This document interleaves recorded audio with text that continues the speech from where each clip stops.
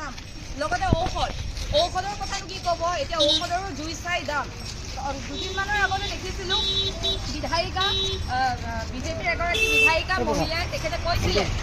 যে মানুহ ৩-৪ সাঁজ বোলে খাব নালাগে জুতি লগাই ৩-৪ সাঁজ খাব নালাগে এতিয়া কথা হৈছে যে মানুহে আঙুলিটো দুখ পালে প্ৰতিকাৰক হিচাপে আঙুলিটো কাটিব নে আঙুলিটো মানে ট্ৰিটমেণ্ট কৰিব বুজিব বিচাৰিছোঁ এতিয়াতো সাধাৰণ ৰাইজে ব্ৰেকফাষ্টত গোবৰ খাব নোৱাৰে ডিনাৰত গোমূত্ৰ খাব নোৱাৰে লাঞ্চত গোবৰ খাব নোৱাৰে এতিয়া ৰোগীসকলক কি মানে জুতি লগাই ঔষধ খাবলৈ মানা কৰিব নেকি বিজেপিৰ বিকাশ মানে সাধাৰণ জনতাৰ বিনাশ বিজেপি অমৃতকাল মানে সাধাৰণ এটা সময়ত কংগ্ৰেছ চৰকাৰ যেতিয়া আছিলে তেতিয়া তেওঁ কংগ্ৰেছৰ চৰকাৰ ৩টা সাফল্য কৈছিলে এয়া বিজেপি চৰকাৰৰ সেইকাৰণে 4টা সাফল্য দিছোঁ মূল্য বৃদ্ধি ঋণৰ বোজা আৰু খিলঞ্জীয়া উচ্ছেদ এয়া পিঁয়াজৰ মালা আৰু এয়া ঔষধৰ মালা পিন্ধিছোঁ এয়া প্ৰশান্ত ফুকন ডাঙৰীয়াই এটা টাইমত গৰু গাড়ী উঠিছিলে এই গাড়ীখন প্ৰশান্ত ফুকন ডাঙৰীয়াই মোক দিছে মই তেওঁৰ পৰা আনিছোঁ খালি গৰুকেইটা এতিয়া নাই সেইকাৰণে ঘোঁৰাটো দি পঠিয়াইছে তেখেত যিহেতু এতিয়া সময় নাই তেখেতৰ আৰু তেখেতে কৈছে যে যুদ্ধৰ কাৰণে বোলে মূল্য বৃদ্ধি হৈছে এতিয়া যুদ্ধৰ কাৰণে বাৰু বাকী চাউল ব্ৰেড কণী এইবিলাকৰ মূল্য বৃদ্ধি হৈছে নেকি সেইকাৰণে এতিয়া যিহেতু আমাৰ গাড়ী নাই প্ৰশান্ত ফুকন ডাঙৰীয়াৰ যি তেওঁ এটা সময়ত প্ৰতিবাদ কৰিছিল সেই প্ৰতিবাদৰ পৰা অনুপ্ৰাণিত হৈ পেলাই আজি এইদৰে ঘোঁৰা গাড়ীত এতিয়া গুৱাহাটী গৈ আছোঁ যিহেতু পেট্ৰলৰ যি মূল্য বৃদ্ধি হৈছে এতিয়া পেট্ৰলৰ মূল্য বৃদ্ধিৰ কথা ক'লে তেওঁলোকে কয় যে যুদ্ধ হৈছে বুলি কয় আচলতে যিটো সময়ত ভাৰতে বাংলাদেশ আৰু ভূটানক পেট্ৰল ডিজেল দিয়ে আৰু ভূটানে 60 টকাত বিক্ৰী কৰে সেইটো টাইমতে প্ৰশান্ত ফুকন ডাঙৰীয়াই কয় যে যুদ্ধৰ কাৰণে হৈছে মুখ্যমন্ত্ৰী ডাঙৰীয়াই কৈছে যুদ্ধৰ কাৰণে হৈছে পীযুষ হাজৰিকা ডাঙৰীয়াই সিদিনাখন এছেম্বলিত কৈছে যে ভাৰতত 40 মানে বেলেগ কাণ্ট্ৰিবিলাকত 40% দাম বাঢ়িছে তাৰ তুলনাত ভাৰতত বোলে মাত্ৰ 4% এতিয়া পীযুষ হাজৰিকা ডাঙৰীয়াকো সুধিব বিচাৰিছোঁ যে আপোনালোকৰ যে মন্ত্ৰী বিধায়কসকলৰ সম্পত্তি বাঢ়িছে তাৰ উৎস কি সাধাৰণ ৰাইজৰতো সম্পত্তি বঢ়া নাই এফালে যদি চাই গেছৰ কংগ্ৰেছৰ চৰকাৰৰ দিনা 400 টকা আছিলে এতিয়া গেছৰ দাম হ'ল ঘৰুৱা গেছৰ দাম 1000 টকা তাকো গেছ পাবলৈ নাই আৰু যদি বাণিজ্যিক গেছৰ কথা চাই বাণিজ্যিক গেছৰটো এতিয়া 3000 টকা হ'লগৈ দাম এতিয়া মানুহে বিজনেছ কৰি কেনেদৰে খাব হোটেল এখন কেনেকৈ খুলিব এতিয়া গেছ চিলিণ্ডাৰ পাবলৈ নাই ব্লেকত 3000-4000 কেনেদৰে জীৱন যাপন কৰিব মুখ্যমন্ত্ৰী ডাঙৰীয়াই কয় যে বিকাশ এতিয়া বিকাশৰ ধুমুহাত গাড়ী এৰি 4চকীয়া এৰি 2চকীয়া এৰি ঘোঁৰা গাড়ীত যাবলগীয়া হৈছে এতিয়া বিকাশৰ ধুমুহাত মানুহে আকৌ গেছ এৰি পেলাই খৰি ব্যৱহাৰ কৰিবলগীয়া হৈছে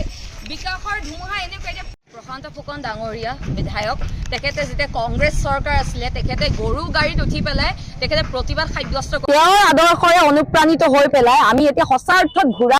গৰু গাড়ী 4চকীয়া বাহন লাগিব এইখন চৰকাৰৰ দিনত এতিয়া প্ৰশান্ত ফুকন ডাঙৰীয়াই সিদিনা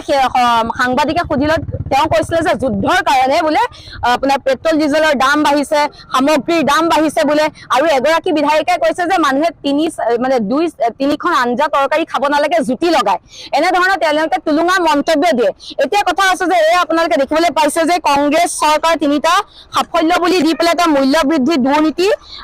আপোনাৰ আৰু বাংলাদেশী উচ্ছেদ তেওঁৰ আদৰ্শে অনুপ্ৰাণিত হৈ বিজেপি চৰকাৰৰ 4টা বৃহৎ সাফল্য মূল্য বৃদ্ধিৰ ফলত এতিয়া মানুহে পাকঘৰত যাবলৈ 100 বাৰ ভাবিবলগীয়া হৈছে তাৰপিছত ঋণৰ বোজা আগতে ঋণ কংগ্ৰেছ চৰকাৰ দিনত খাল বিল আছিলে এতিয়া সাগৰ মহাসাগৰ সদৃশ হৈছে ঋণৰ বোজা তাৰপিছত যে খিলঞ্জীয়াক উচ্ছেদ মুখ্যমন্ত্ৰী ডাঙৰীয়া দিনতে অসমীয়া খিলঞ্জীয়া মহিলাই অৰ্ধ উলংগ হৈ পেলাই নিজৰ ভেটিটোৰ কাৰণে প্ৰতিবাদ কৰিছিলে আৰু সিদিনা এগৰাকী আদিবাসী মহিলাও যুঁজিছে নিজৰ মাটিখিনিৰ কাৰণে বহিৰাগতক দিব ওলাইছে বহিৰাগতক এটকা দৰত মাটি দিব ওলাইছে এতিয়া ক'বলৈ গ'লে জাতি মাটি ভেটি গ'ল মামা মামীৰ মাটি হ'ল জাতি মাটি ভেটি গ'ল আদানী আম্বানীৰ মাটি হ'ল এতিয়া যদি চাই গেছ পাবলৈ নাই এতিয়া গেছ ত্যাগ কৰি পেলাই যিদৰে মানুহে গাড়ী 4চকীয়া বাহন ত্যাগ কৰি 2চকীয়া বাহন ত্যাগ কৰি ঘোঁৰা গৰু গাড়ী ব্যৱহাৰ কৰিবলগীয়া হৈছে ঠিক তেনে এতিয়া গেছ ত্যাগ কৰি পেলাই মানুহে আকৌ জুইত ভাত বনাব লাগিব আমি আকৌ আদিম যুগলৈ গুচি যাব লাগিব এতিয়া কংগ্ৰেছ চৰকাৰ দিনা 400 টকা আছিলে এতিয়া কি হ'ল 1000 টকা গেছ হ'ল আৰু বাণিজ্যিক গেছ এতিয়া যদি চাই 3000-4000 বাণিজ্যিক গেছ নাপায় তাৰপিছত যে পিঁয়াজ খাদ্য সামগ্ৰী আপোনাৰ ডিম আদি কৰি সকলোৱে মূল্য বৃদ্ধি হৈছে চাৰ্ফৰ পেকেটৰ পৰা ভুজিয়াৰ পৰা কেকৰ পৰা সকলোতে মূল্য বৃদ্ধি এতিয়া মানুহে কি খাব তেওঁলোকে বাৰু নাখায় তেওঁলোক বোলে ভগৱান কোনোবা বোলে বিষ্ণুৰ অৱতাৰ কোনোবা বোলে দুৰ্গা কোনোবা বোলে সৰস্বতী তো তেওঁলোক ভগৱান নাখায় কিন্তু আমিতো খাব লাগিব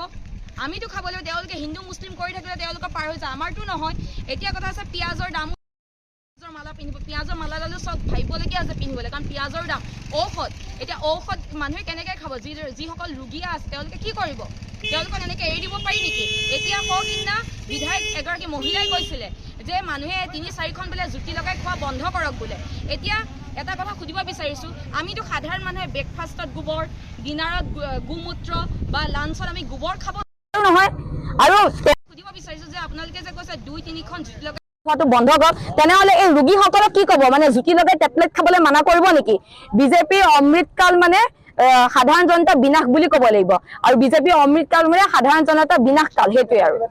এতিয়া গুৱাহাটীলৈকে মই ঘূৰাতে যাম, কাৰণ পইচা নাই। বাছতো আপুনি আজিকালি যিহেতু মূল্য বৃদ্ধি হৈছে, পেট্ৰল ডিজেলৰ দাম বাঢ়িছে, পেট্ৰল ডিজেলৰ দামৰ কথা ক'লে তেওঁলোকে যুদ্ধৰ কথা কয়। আগতে তেওঁলোকে প্ৰতিবাদ কৰিলে বিৰোধীৰ নেহেৰুৰ দুখ বা বিশ্বৰ দুখ সেই বুলি কয়, কংগ্ৰেছৰ দুখ। এতিয়া আমি কাক ক'ম? এতিয়া কাক আমি দুখ দিম? তেওঁলোকে এতিয়া যুদ্ধৰ গইনা লৈছে, যুদ্ধৰ বাবে নিৰ্বাচনৰ খৰচৰ বাবে মূল্য বৃদ্ধি হৈছে, এইবিলাক কথা লুকুৱাইছে তেওঁলোকে, তাৰ বাহিৰে একো নহয়।